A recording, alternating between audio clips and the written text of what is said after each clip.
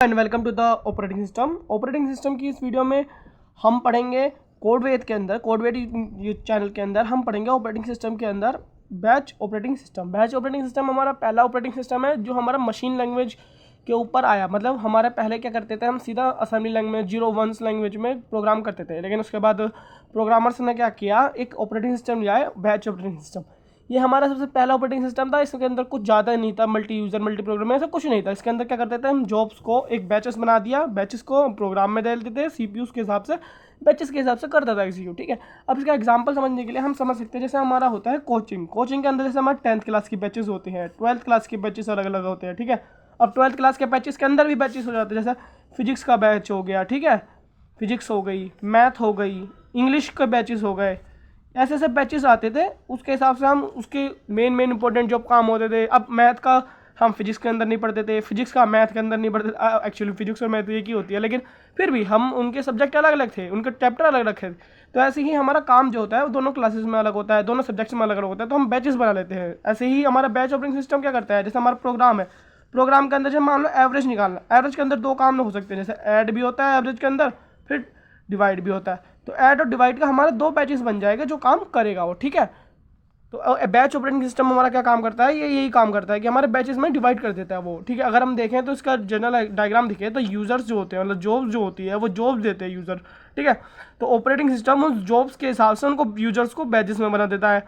Batch 1 हो गया, batch 2 हो गया। अब वो बैच आउटपुट या इनपुट जो भी देगा, इनपुट देकर सीपीयू के अंदर काम करवाता है और काम करके वो आउटपुट दे देता है। ठीक है, सिंपल सा हमारा बैच ऑपरेटिंग सिस्टम समझने के लिए होगा। अब इसे एग्जाम में कैसे लिखेंगे, उसके एडवांटेज डेफिनेशंस लिखेंगे, एडवांटेज डिसएडवांटेजेस लिखेंगे। ठीक है, तो अब इसे हम देखते हैं आगे। तो batch operating system is one of the important operating system, क्योंकि ये पहला ऑपरेटिंग सिस्टम था।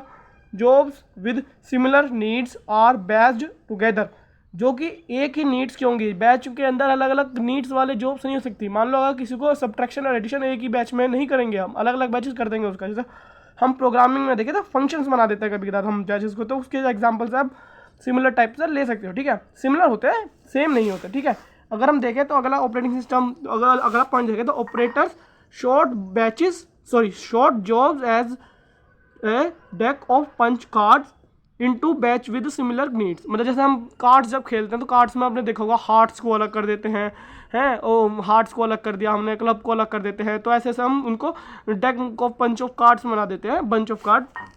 अगर हम बात करें इसकी ऑपरेटिंग सिस्टम की, तो हम जो हमारा ऑपरेटर होता है वो हमारे जॉब्स को बैचेस में बना देता है। ऐसे जैसे हम अपने कार्ड्स खेलते हुए उनको सेट करते हैं, सॉर्ट करते हैं। ठीक है, अब इसका एग्जांपल कैसा हो गया, फोर्टेन हो गया। फोर्टेन क्या था, पहली बहुत पुराना, सबसे बहुत पुरानी प्रोग्रामिंग लैंग्वेज है। फोर्टेन क्या करता था, अर्थमेटिक एक्सप्रेशन के ऊपर मेनली यूज़ होता था शुरू में। ठीक है, अब इसके एडवांटेजेस देखते हैं। एडवांटेजेस क्या होती है इसकी, advantage in a batch job execute one after another, saving time from activity like loading compiler को लोड करने के लिए वो टाइम बचाती थी। ये बैच एक के बाद एक जॉब कर, वो एक के बाद एक फाइल को एग्जीक्यूट कर सकती है, जॉब को एग्जीक्यूट कर सकती है। ठीक है, जैसे हमने एक ही बैच के अंदर एक से ज़्यादा जॉब हो गई तो उनको एग्जीक्यूट होने लगे। During a batch execution no manual intervention is needed. अगर हम बैचेस ऑपरेट वो करेंगे तो हमें अपना आप नहीं करना पड़ेगा, हमारा ऑपरेटिंग सिस्टम हमारा काम कर रहा है। क्योंकि उससे पहले तो हमें डायरेक्टली सिस्टम से बात करना पड़ता था 0 1 की लैंग्वेज के अंदर। ठीक है, अब हम इसकी डिसएडवांटेजेस की बात करें तो क्या होता है, मेमोरी लिमिटेड होती है, क्योंकि वही पहला ऑपरेटिंग सिस्टम था।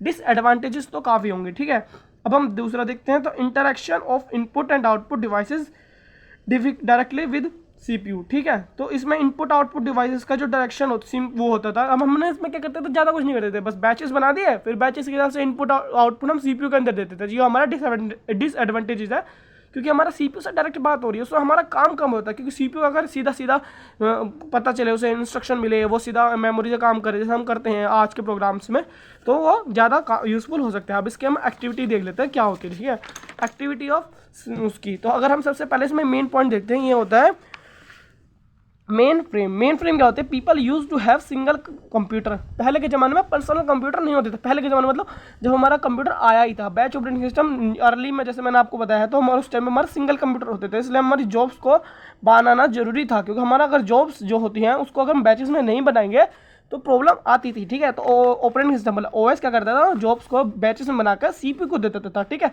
और ये देता किसकी मदद से था, ऑपरेटिंग सिस्टम की मदद से, सॉरी ऑपरेटर की मदद से ऑपरेटिंग सिस्टम ये काम करता था, ठीक है।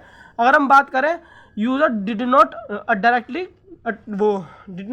Interact directly with the computer, मतलब यूजर जो था वो कंप्यूटर के साथ डायरेक्टली इंटरेक्ट नहीं होता था, ठीक है। अब इसकी एक्टिविटी की हम बात करें तो जॉब इज सिंगल, मतलब एक्टिविटी में हम क्या देखेंगे कि वो हमारा बैच ऑपरेटिंग सिस्टम क्या क्या काम करता है, ठीक है, क्या क्या एक्टिविटीज़ हैं उसकी। तो job is a single unit sorry the job is a single unit that consist of a present sequence of command, मतलब जॉब क्या होती थी, जो हमारा कमांड था, डाटा था, उसके को क्या करते थे, एक यूनिट में बना देते थे, उसे जॉब बोलते थे, ठीक है। तो हमारे पहले यूनिट उस एक्टिविटी में तो जॉब बन गई, ठीक है, क्योंकि अगर हमारे पास जॉब ही नहीं होगी तो हम उसे बैचेस में कैसे बनाएंगे, ठीक है। अब आगे देखते हैं। Processing take place in order which they are received, मान लो पहला जो वो आया बैच आया उसके हिसाब से हमने प्रोसेस कर दिया, इसमें ज़्यादा कोई सोच नहीं, रॉकेट साइंस वाली बात नहीं है। हमारे पहले जॉब्स बनी, जॉब्स से हम बैचेस बन गए, बैचेस सीपीयू कैसे हैंडल करेगा, सीधा सीधा जो जॉब्स आई फर्स्ट कम आया फर्स्ट सर्व हो गया, ठीक है। अब हम बात करें जो these jobs are stored in memory, अगर ये जॉब्स को हम क्या करें तो ये भी मेमोरी के अंदर, मेन मेमोरी के अंदर शॉर्ट होती है, मतलब स्टोर होती थी, और इनको मैनुअल इन्फॉर्मेशन की ज़रूरत नहीं है कि बार बार हम अपने आप से कौन सा प्रोग्राम करना है, नहीं, पहला जो आएगा वो सर्व हो जाएगा। When a job is successfully run the OS release the it's memory, वही सेम सिंपल सा हिसाब है, हमारा वो CPU है, ठीक है। CPU को कोई प्रोग्राम एग्जीक्यूट करना है, हमने हमारा ये प्रोग्राम P1 है, इसने CPU ने प्रोग्राम P1 एग्जीक्यूट कर दिया, तो हमारी जो मेमोरी है, मेन मेमोरी है, हमारा OS जो करेगा, OS क्या करेगा, इस प्रोग्राम को मेन मेमोरी से डिलीट कर देगा, डिलीट क्या कर देगा, रिमूव कर देगा, हमारी मेन मेमोरी से रिमूव करके ये सेकेंडरी मेमोरी में चला जाएगा, क्योंकि सेकेंडरी मेमोरी बड़ी होती है, मेन मेमोरी छोटी होती है, CPU सीधा मेन मेमोरी में काम करेगा, ठीक है। तो हमारा जो बैच ऑपरेटिंग सिस्टम था ये बहुत इंपॉर्टेंट था ऑपरेटिंग सिस्टम के लिए, और ये हमारे कंप्यूटर नेटवर्क में भी बैच प्रोसेसिंग यूनिट होता है, हमारे नेटवर्क में होता है, कंप्यूटर साइंस में बैच ऑपरेटिंग सिस्टम काफ़ी इंपॉर्टेंट होता है। तो बस आज की वीडियो के लिए बस इतना ही। थैंक्स फॉर वॉचिंग, चैनल को सब्सक्राइब करें, वीडियो को लाइक करें। Thanks for watching.